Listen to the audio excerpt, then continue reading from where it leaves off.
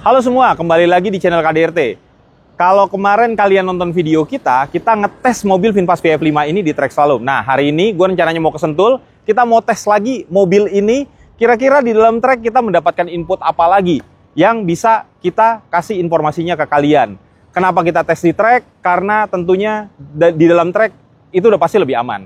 Kedua, kita bisa ngetes mobil ini secara maksimal. Bahkan mungkin kita bisa mencapai top speednya. Top speednya ini diklaim dan dibatasi sampai hanya dengan 130 km per jam. Bisa nggak nanti kita sampai 130 km per jam? Nah, terus nanti juga kita pastinya kalau di dalam sirkuit kita akan motong curb, belokan tajam dengan high speed ataupun low speed. Tentunya di sini kita juga akan mendapat input dari sisi suspensi ataupun handling serta pengereman dari mobil ini. Nah, kalau kalian penasaran seperti apa, ikutin aja terus videonya.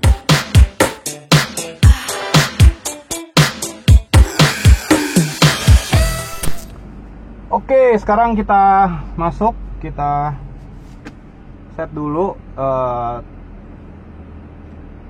Sekarang kita set, sekarang di mode Eco kita ganti ke mode Sport. Nah, baterainya sekarang masih ada 79% dan kilometernya itu kurang lebih masih bisa ditempuh dengan jarak 211 km. Nah, cuma nanti kita coba karena ini kita pakai mode Sport pasti akan lebih boros. Kita coba mungkin 3 lap dulu, nggak usah banyak-banyak. Kita lihat nanti timenya. Ini gue udah set race chrono. Dan nanti kita lihat kira-kira berapa lap timenya dengan mode sport di sirkuit Sentul ini. Nah, terus dari sini kita juga akan bisa menilai kira-kira bagaimana performa dari mobil ini. Bukan tentang kencengnya, tapi kita akan menilai bagaimana body roll-nya mobil ini, bagaimana juga braking atau pengereman dari mobil ini dan handling dari mobil ini. Terus ini traction control belum gua set, gua matiin. Kita coba dulu dalam keadaan seperti ini. Nanti kalau masih ada waktunya kita akan coba pakai traction control nggak kita pakai, kita matiin. Jadi sekarang kita masuk ke dalam dulu. Oke, jangan lupa pakai safety belt. Bangku kita sesuaiin. Kita mulai masuk. Bismillahirrahmanirrahim. Jadi kita restart. Sekarang kita pindah ke mode sport. TCS, traction control kita masih on-in ya. Nanti kita bandingin dengan traction controlnya off. Kira-kira seperti apa. Oke, kita jalan sekarang. Bismillahirrahmanirrahim.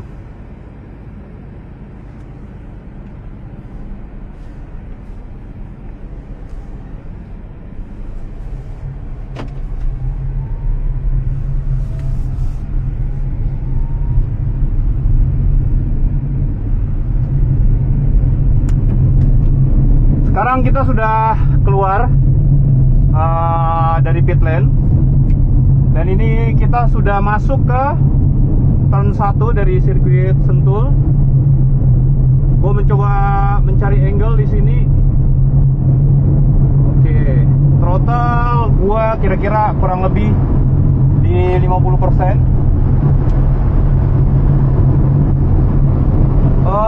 Di luar dugaan ya.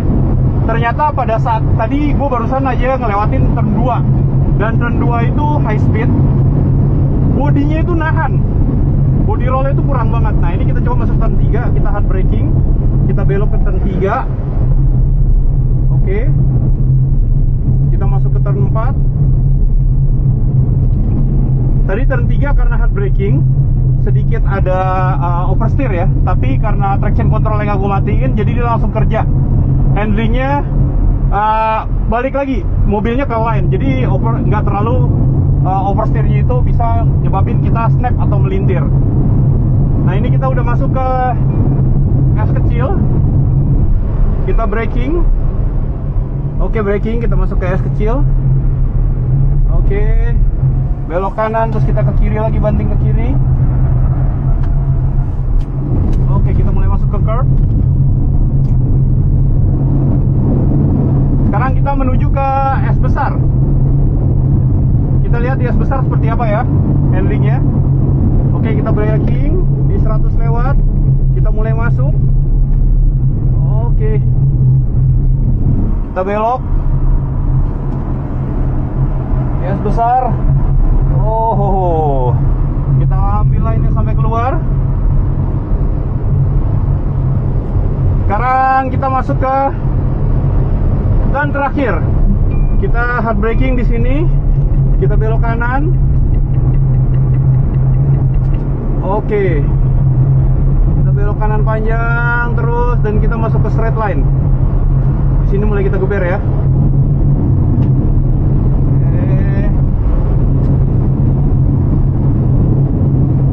Tadi outlap dan ini kita mulai hot lap di sini. Ini throttle gua udah 100% ya.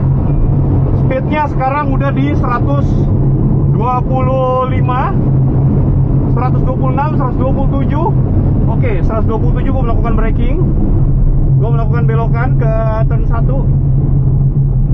Oke. Oke, sampai keluar. Sekarang menuju ke turn 2. Oke. Mobilnya tuh stabil banget ya meskipun di high speed. Tapi memang ya karena ini suspensinya standar, gua sebagai driver harus pinter-pinter juga ngatur speednya biar nggak berlebihan. Jadi mobilnya jadi nggak body rollnya tuh malah kayak nyebabin hal-hal yang nggak diinginkan. Tapi handlingnya kurang lebih oke. Oke. Wah, itu tuh tikungannya cukup tajam, turn 3-4. Jadi kita harus emang cukup hati-hati. Jadi walaupun ada traction control, tetap driver harus bisa ngendalin mobilnya. Oke. Kita mulai masuk lagi ke es kecil, kita rem. Kita belok kanan. Oke, belok kanan. Kita belok ke kiri lagi. Oke. Kita mencoba ke straight line sekarang ya. Straight line ke S besar. Hard braking lagi. Belok ke kanan. Oke. Belok kiri lagi.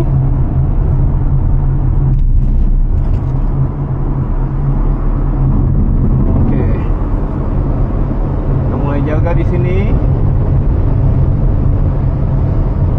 Hard braking lagi. Belok kanan.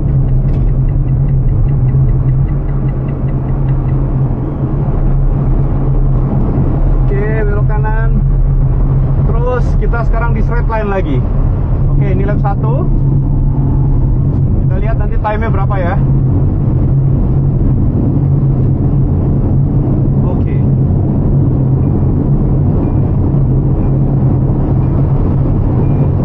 Time-nya berapa? 2:32. Oke.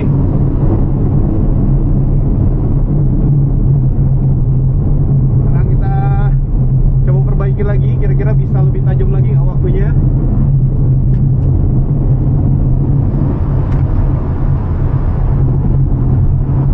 Coba untuk lebih fokus, penetrasi lebih baik.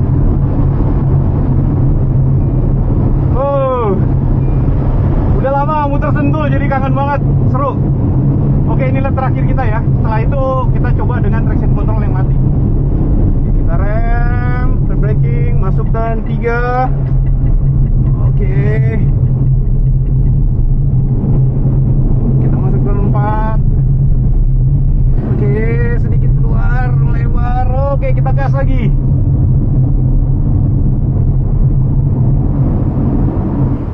Seru banget, udah lama nggak muter Sentul, kangen jadinya. Kita lihat, mudah-mudahan yang ini lap time-nya lebih bagus. Oke, kita udah masuk ke braking zone. Kita belok kanan. Ya, coba ngambil curve lebih dalam. Kita potong lagi curve lebih dalam lagi. Oke, di sini gue ngerasain traction controlnya bekerja. Jadi pada saat mobil masih miring banget, jadi si mobil itu nahan, throttle-nya nggak mau digas. Itu traction controlnya bekerja. Oke, kita braking lagi. Oke, ini tikungan tajam lagi. Kita pelan-pelan coba masuk. Oke. Oke, off throttle, kita belok ke kiri. Coba dibuka lagi. Oke. Di sini berasa banget traction control itu banyak bekerja. Jadi mobilnya itu banyak nahan pada saat belokan. Kita braking lagi. Kita belok kanan. Oke, kita coba untuk full throttle di sini. Oke. Ya. Tapi kalau mobilnya pada saat nggak di tikungan tajam, rollingnya nggak terlalu banyak, gasnya sih masih mau ditekan. Tapi kalau udah mobilnya miring banget, itu dia mulai kerja tuh traction controlnya. Nah, sekarang kita lihat lap time-nya berapa. Tadi 232. Oke, 230. Sekarang kita cooling down, kita masuk ke dalam. Nanti kita coba lagi dengan traction control yang kita matikan. Oke. Kita barusan tadi udah muter, tapi gua ngetes dengan mode traction control nyala. Tadi waktunya base itu awal gua baru keluar aja 232. Terus gue coba perbaikin lagi, ternyata bisa dapat waktu 230. Nah, ini kita mau coba dengan traction controlnya kita matiin. Nah, nanti gua akan kasih testimoni kira-kira mobil ini setelah kita lakukan pengetesan di track, kira-kira mobilnya seperti apa dan nyaman apa enggak kira-kira di dalam kota. Kenapa kita tesnya di track? Karena kita memang mau tes sampai limitnya supaya kita tahu kelebihan dan kekurangan dari mobil ini yang tentunya nggak bisa didapetin di jalanan raya.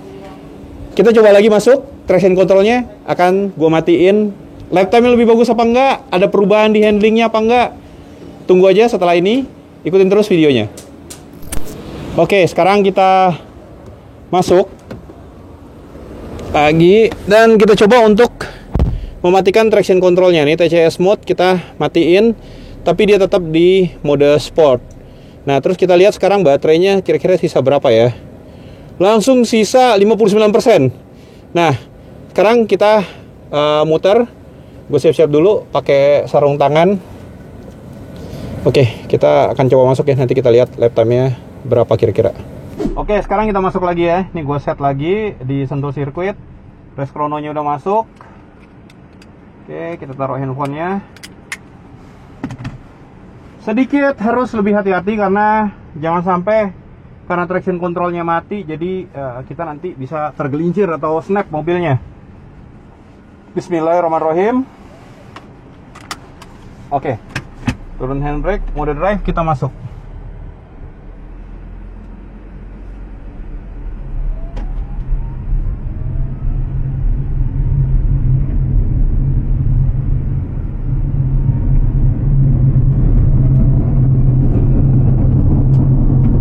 Kalau kita gebernya itu di jalan raya, mobilnya itu berasa banget akselerasinya. Tapi ketika di dalam trek, mungkin karena jalanannya kosong, terus gue juga pakai helm, terus peredaman mobil ini juga bagus, jadi kayak agak kurang berasa aja gitu. Bukan kurang berasa ya, tapi lebih kayak yang nggak lebih berasa dibandingin ngetes di jalan raya. Nah, ini kita outlap dulu, safety belt udah kepasang, mode sport. Di sini AC gue tetap nyalain ya, karena gue gak mau panas-panasan. Karena kita cuma bukan pengen kenceng-kencengan sebenarnya, tapi gue pengen ngetes performa mobilnya aja ketika di dalam track seperti apa.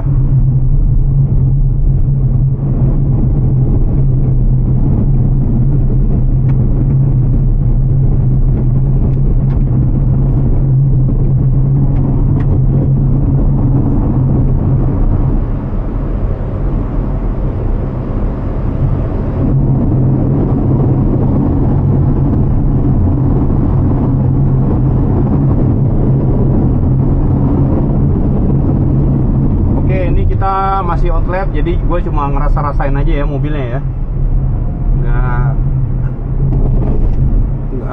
Nggak gue pacu dengan yang kenceng-kenceng banget. Nah, di sini kan kita pakai joknya juga bukan jok bucket ya, jadi badan tuh berasa banget bergeser-bergeser gitu pada saat bawa di trek kayak gini.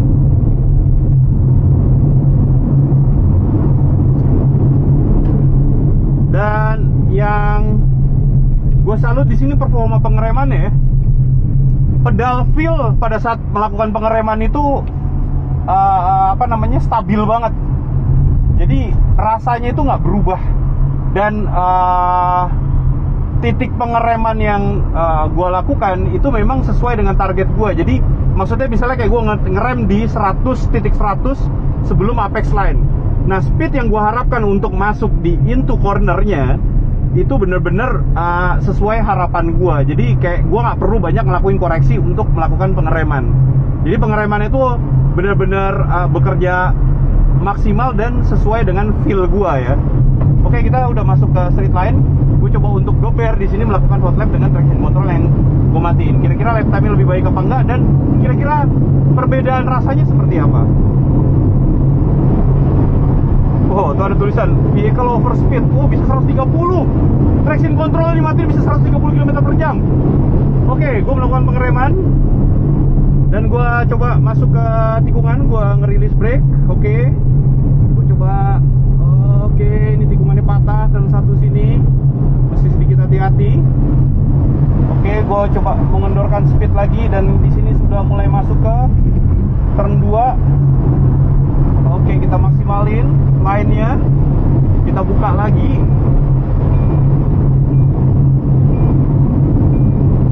Oke. Kita lakukan pengereman lagi. Di sini kita lihat ya, top speed-nya itu berhenti di 130. Jadi ada speed limiter di sini. Nggak bisa lebih dari 130 meter, 30 meter per jam. Oke, kita masuk ke turn 4. Harus sedikit hati-hati. Oke, sedikit keluar. Wah, tapi pada saat keluar mobil ya masuk ke dalam sebelah kiri masuk ke gravel, itu tuh masih kayak nggak terlalu bonci gitu mobilnya. Handlingnya tuh enak banget.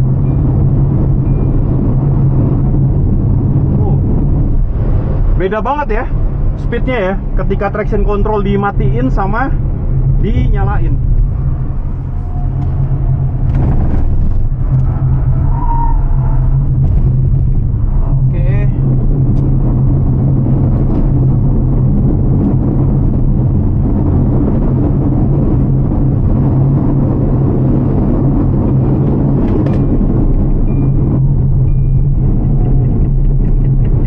Melebar karena gue ngeremnya agak maju sedikit,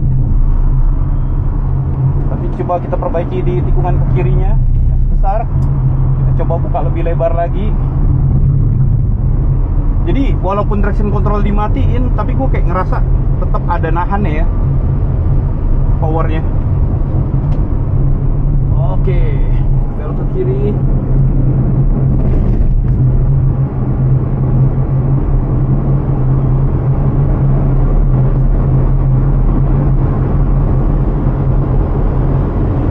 Maksimalkan di straight line.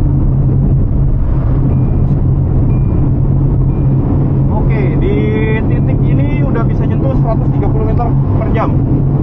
Oke, kita udah selesai ngelakuin uji coba tadi di dalam track. Nah, gue pengen tahu kira-kira kalau mobil VF5 ini, VinFast VF5 ini dites di dalam track supaya tahu limitnya sampai semana dan apa yang dirasakan ketika mobil ini sudah menyentuh limit. Jadi tadi gue ngetes 2 kali.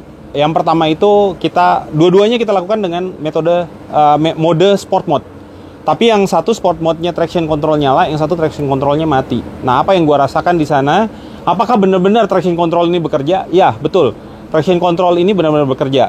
Karena pada saat pertama kali gue melakukan pengetesan, pada saat di tikungan yang memang tajam, body roll mobil memang agak banyak.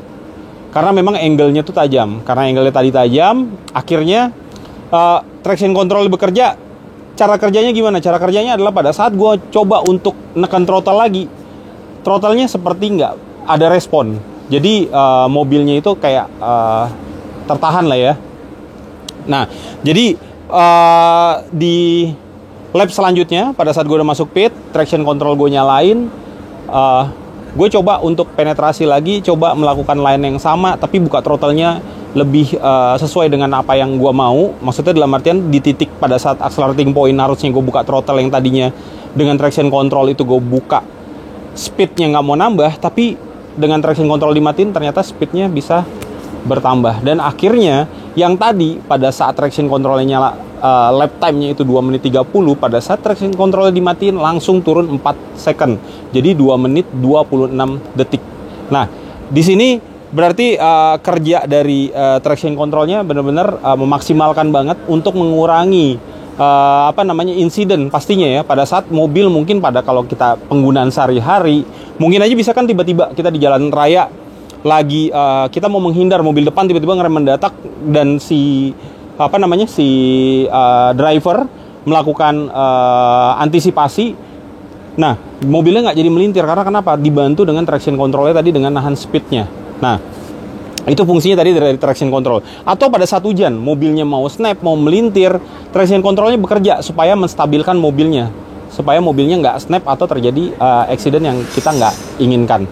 Nah, terus apalagi yang gue rasakan setelah melakukan pengetesan mobil di dalam track, kita yang pasti akan merasakan performa dari suspensi, performa dari rem, ban pastinya lah. Tapi ban kan kalau kita ngomong kan ini bannya sekarang menggunakan Sailun kalau bawaan VF5, tapi ban itu bisa apa aja sebenarnya kita gunakan. Nah, tapi dengan performa yang paket kita dapatkan dari VF5 ini, untuk kita bilang ini kan mobil sebenarnya bukan mobil balap, ini adalah city car yang penggunaannya itu sehari-hari di dalam kota. Ini sudah lebih dari mumpuni. Karena kenapa? Karena di dalam track aja gue ngerasakan meskipun ada mode roll, tapi mobilnya itu stabil tadi karena ada kerja traction controlnya. Dan satu lagi ada speed limiter. Jadi pada saat gue menyalakan traction control, speednya itu cuma mentok di 127. Traction control dimatiin, speed limitnya itu di 130, tapi nggak lebih dari 130. Jadi gue nggak tahu apakah itu bisa dimatikan apa enggak, tapi yang pasti mobil ini adalah top speednya tadi gue cobain di 130, nggak mau nambah. Selanjutnya di sini suspensi dari mobil ini sendiri menggunakan McPherson pada bagian depan dan torsion beam pada bagian belakang. Di sini sebenarnya umum ya, karena mobil-mobil sekarang itu rata-rata sistem suspensinya itu depan sudah menggunakan McPherson dan belakang menggunakan torsion beam. Nah, jadi yang gue rasakan di sini adalah kurang lebih handlingnya sama seperti city car lainnya, tapi di sini mungkin ya karena memang suspensinya lebih bagus atau memang karet-karet busing-busing dari kerja dari si sistem suspensi dari VinFast VF5 ini lebih bagus, jadi gue ngerasakan peredaman yang cukup baik. Nah, itu dirasakan pada saat apa? Kalau kita di track, ada yang namanya apex line. Kita berusaha untuk ngambil apex in dan out-nya. Nah, apex itu di dalam. Kita ngambil bagian curb. Di luar, pada saat kita keluar dari tikungan, itu juga kita akan menyentuh apex di bagian luar. Ke apex itu bentuknya itu seperti kayak ada kayak kalau kayak kita bilang tuh kayak ada kayak sisik-sisik gitu loh. Nah, jadi kalau kalian biasa lihat track, pasti kan kalian tahu curb seperti apa.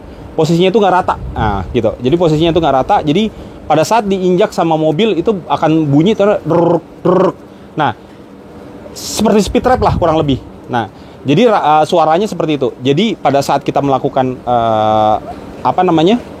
cornering, pada saat kita belok dan menyentuh curb, mobilnya itu terasa banget peredamannya sangat bagus. Dan kerja suspensinya itu biasanya kalau suspensi nggak bagus, pada saat menyentuh speed trap seperti itu atau curb seperti posisi kayak gitu, mobil biasanya pasti kalian pernah ngerasain.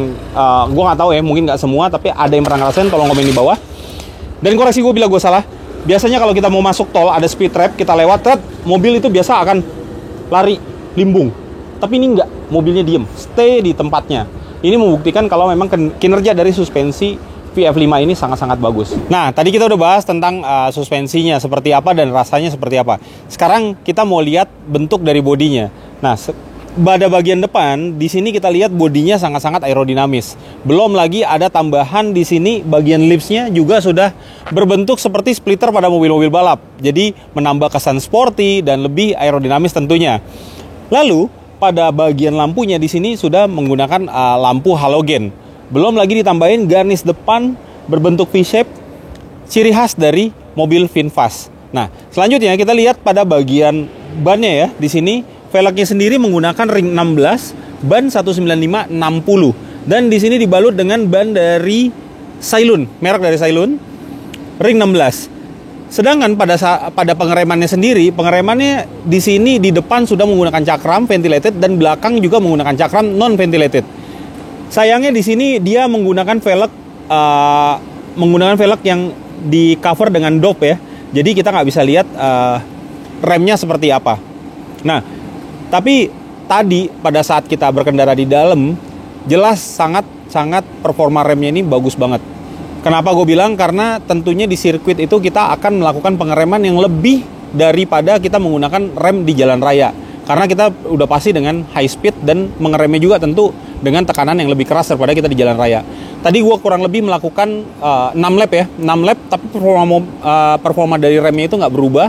Remnya nggak ada rasa hilang atau blong, ataupun di sini kampas remnya terbakar. Jadi performa remnya itu sangat-sangat bagus. Kalau di trek aja bagus, apalagi di jalan raya. Selanjutnya kita akan melihat pada bagian interior, terutama di sini pada bagian steering. Kita lihat di sini steeringnya sangat-sangat sporty dengan 2 bandulan di bagian kanan dan kirinya yang di sini memberikan genggaman sempurna untuk pengemudinya. Dan di bagian bawahnya menambah kesan sporty juga, di sini dibikin flat. Dan tentunya bagian steering yang flat ini memberikan ruang pada kaki, khususnya buat orang-orang seperti gue yang punya tinggi 185 cm. Nah, di sini kita lanjut lihat bagian display depan ya. Display depan di sini menampilkan kilometer dengan digital, dan juga di sini kita bisa kendalikan dari bagian steering, tombol di steering. Di sini ada tampilan mulai dari current trip, trip A, trip B, begitu juga dengan vehicle infonya. Lanjut pada ke bagian tengah. Bagian tengah di sini tampilannya pada home buttonnya. Di sini kita bisa menyetel mobil ini dapat kita kendarai dengan mode eco ataupun sport. Begitu juga ada tampilan battery infonya. Nah, lanjut pada bagian menunya. Di sini kita lihat ada drive aids, EV, media, dan di sini yang menarik adalah ada owner's manual. Yang biasanya kalau di mobil-mobil umum kita mendapatkan owner's manual itu dalam bentuk buku, tapi ini bukunya udah bentuk digital. Jadi semua informasi tentang mobil ini kalau kita nggak ngerti atau kita nggak paham, kita bisa baca cukup melalui displaynya pada bagian media yang di tengah ini. Lanjut kita akan cek pada bagian belakangnya. Sekarang gue udah duduk pada bagian belakang. Seperti kalian ketahui dan tadi udah gue sebutin, tinggi gue 185 cm. Rasanya seperti apa orang yang setinggi gue duduk di belakang sini? Nah, ini seperti kalian lihat, di sini legroomnya masih tergolong cukup buat gue yang punya tinggi 185. Headroomnya juga duduk di belakang masih oke banget, karena masih ada space kurang lebih nih, masih ada sekitar 5-8 sentian ya, kalau gue kurang lebih lah ya, kita kira-kira aja. Dan sandarannya, nah ini yang paling penting. Kalau mobil-mobil biasanya yang cuma 2 baris aja, 5-seater, bagian belakangnya itu biasanya sandarannya tuh agak kurang enak ya, terlalu tegak. Tapi ini sandarannya enak banget, cukup memberikan kenyamanan buat gua duduk di belakang, walaupun sekiranya mungkin akan berkendara dengan jarak yang jauh. Jadi ini mobil cukup banget buat keluarga kecil, atau memang buat orang-orang yang senang aja buat berkendara di dalam kota. Selanjutnya kita lihat pada bagian bagasinya. Seperti apa besarnya dari bagasi VF5 ini. Nah, ini barang-barangnya cukup banyak. Biasanya gue kalau balapan, kurang lebih perlengkapannya seperti ini yang gue bawa. Mulai dari koper yang besar ini, 101 liter gue bawa. Dan ini juga ada perlengkapan gue yang lainnya, gue masukin dalam tas backpack seperti ini. Dan juga ada tas helm gue taruh di sini. Semua masih muat dalam bagasi belakangnya tanpa gue harus melipat bangku pada bagian tengah. Tapi kalau kurang pun gue masih bisa ngelipat bangku pada bagian tengah seperti ini, kurang lebih. Loh. Nah, gue bisa taruh semuanya ke depan lagi. Ini juga bisa gue tekuk.